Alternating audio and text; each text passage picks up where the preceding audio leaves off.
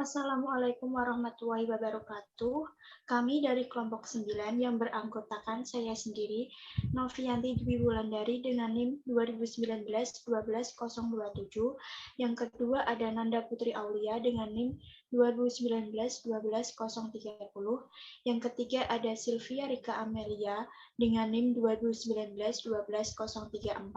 Dan yang keempat ada Doni Setiawan dengan NIM 2019-51200. Kami akan mempresentasikan mencari gagasan usaha.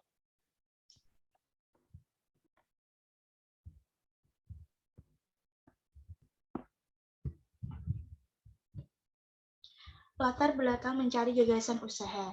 Gagasan atau ide pokok merupakan hal yang kadang dirasa sangat sulit untuk ditemukan dan terkadang gagasan yang berhasil ditemukan tidak sesuai dengan tujuan utama yang ingin dituju atau dicapai. Kita memerlukan kepandaian dalam membaca peluang bisnis, mengamati kondisi sekitar, dan berpikir kreatif untuk menentukan suatu bisnis apa yang mungkin banyak diminati oleh konsumen. Dalam menentukan ide bisnis, kita dituntut untuk lebih berpikir keras daripada bekerja keras. Bekerja keras akan sangat berguna setelah ide bisnis muncul dan bisnis siap dibangun dan dikembangkan. Next.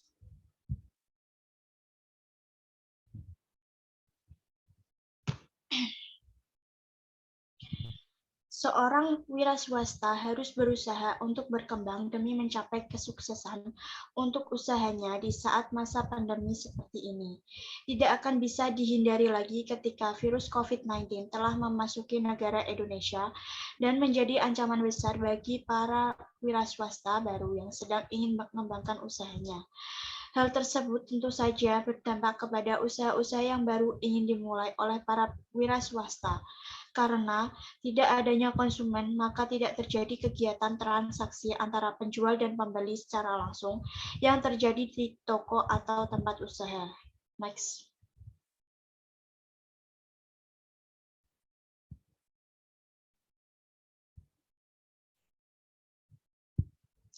Apa itu gagasan usaha?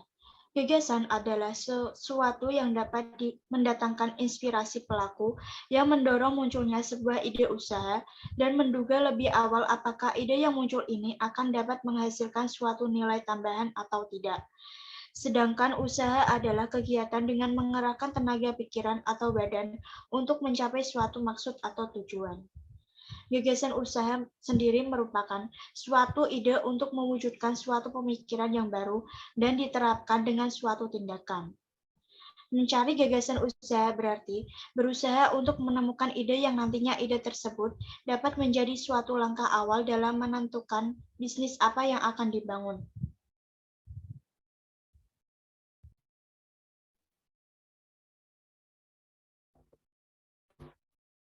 Bisnis plan. Apa itu bisnis plan? Bisnis plan atau perencanaan bisnis untuk mengubah ide bisnis menjadi suatu kesempatan atau peluang bisnis yang nyata. Pengaturan atau pengendalian resiko dan pemberian upah serta upah waktu yang tepat untuk menerapkannya sehingga dapat menghasilkan profit yang hendak dicapai perusahaan. Bisnis plan merupakan dokumen tertulis yang disiapkan oleh seorang wirausaha yang menggambarkan semua unsur yang relevan, baik internal maupun eksternal, mengenai perusahaan untuk memulai pada waktu usaha. Isinya sering merupakan perencanaan terpadu menyangkut pemasaran, permodalan, operasional, dan daya manusia. Next.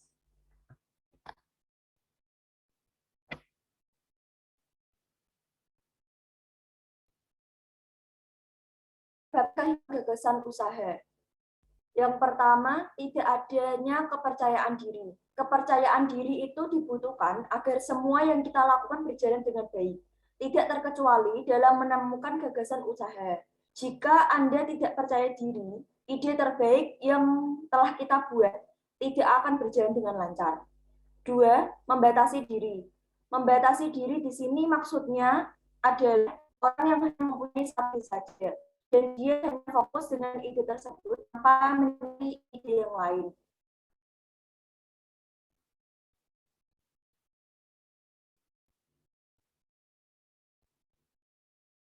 Yang ketiga, terikat dengan aturan. Jangan sampai ada stres karena aturan yang Anda terapkan menjadi terlalu berat dan sulit untuk dicapai. Ingat saja kuncinya, tingkatkan standar aturan untuk pengalaman yang tidak menyenangkan, dan kurangi aturan standar untuk pengalaman yang menyenangkan. Yang keempat, perasaan tertekan dan depresi. Perasaan frustasi yang mengakar dan tidak tersalurkan pada akhirnya menjadikan seseorang depresi. Rata-rata mereka beranggapan bahwa tidak akan ada lagi masa depan yang baik menanti mereka.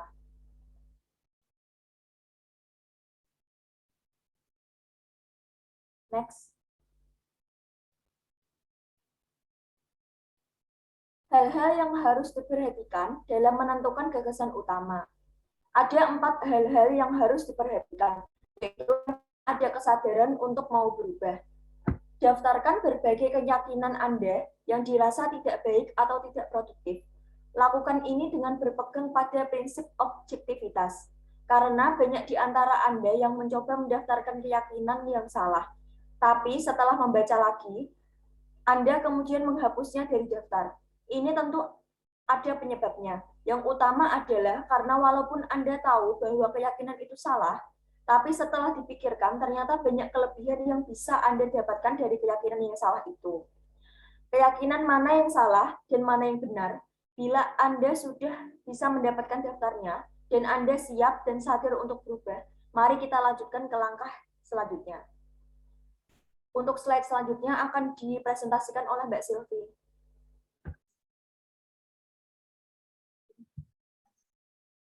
Selanjutnya, yang kedua yaitu menggunakan kata-kata yang tepat. Kita sebagai manusia tidak bisa membangun bentuk penyangkalan di dalam otak kita.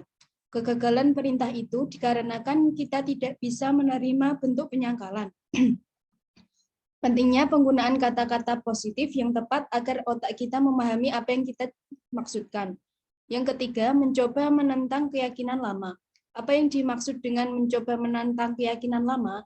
Ini sangat mudah. Kalau Anda tahu bahwa keyakinan lama Anda salah atau tidak baik, coba pikirkan dan ucapkan sebuah kalimat menantang keyakinan itu.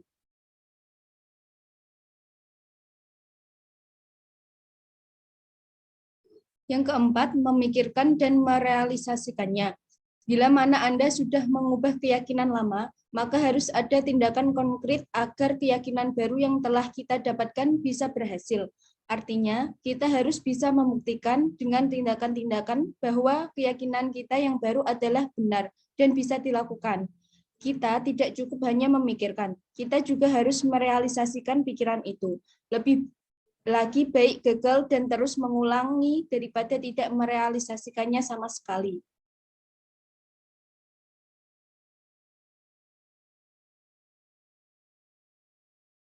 Metode dalam mencari gagasan usaha. Yang pertama yaitu inovasi teknologi. Membuat perubahan atau memperkenalkan sesuatu yang baru, jadi inovasi teknologi adalah memperkenalkan suatu teknologi yang baru, pelayanan yang baru, dan cara-cara baru yang lebih bermanfaat.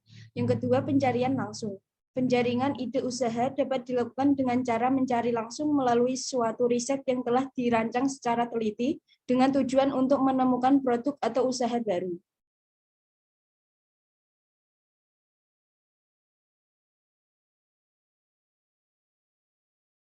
Yang ketiga, metode kreatif. Dengan menggunakan kreativitas, kita bisa menentukan gagasan usaha yang akan muncul.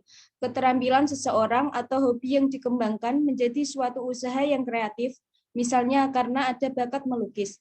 Yang keempat, metode aliansi, akuisisi, dan lisensi. Aliansi adalah hubungan formal antara dua atau lebih kelompok untuk mencapai suatu tujuan bersama ataupun memenuhi bisnis kritis tertentu yang dibutuhkan masing-masing organisasi secara independen. Selanjutnya dipresentasikan oleh Mas Doni. Ya, saya akan melanjutkan presentasi dari Mbak Sylvia.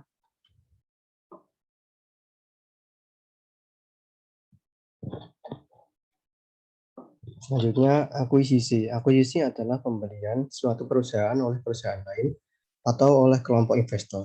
Akuisisi ini sering digunakan untuk menjaga ketersediaan pasokan bahan baku atau jaminan produk akan diserap oleh pasar. Lisensi secara umum dapat diartikan pemberian izin. Hal ini termasuk dalam sebuah perjanjian. Definisi lain, pemberian izin dari pemilik barang atau jasa kepada pihak yang menerima lisensi untuk menggunakan barang atau jasa.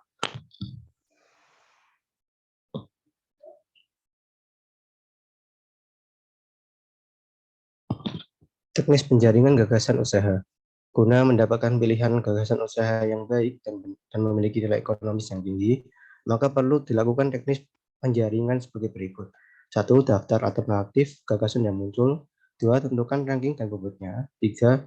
Hitung total skor, yaitu ranking bobot. Yang keempat, pilihan adalah didasarkan pada skor tertinggi.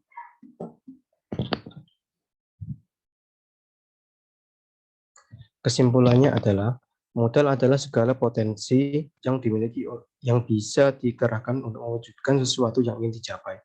Jiwa dan raga adalah modal kemampuan untuk memunculkan ide-ide brilian, termasuk juga keahlian yang kita miliki adalah modal.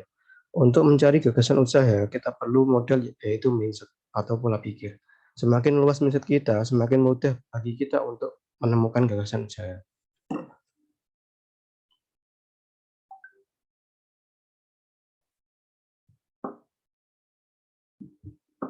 Ya, itulah presentasi dari kelompok kami. Apabila ada kesalahan atau tutur kata yang kurang berkenan, saya mewakili moderator mengucapkan wabillahi taufiq wal hidayah. Wassalamualaikum warahmatullahi wabarakatuh.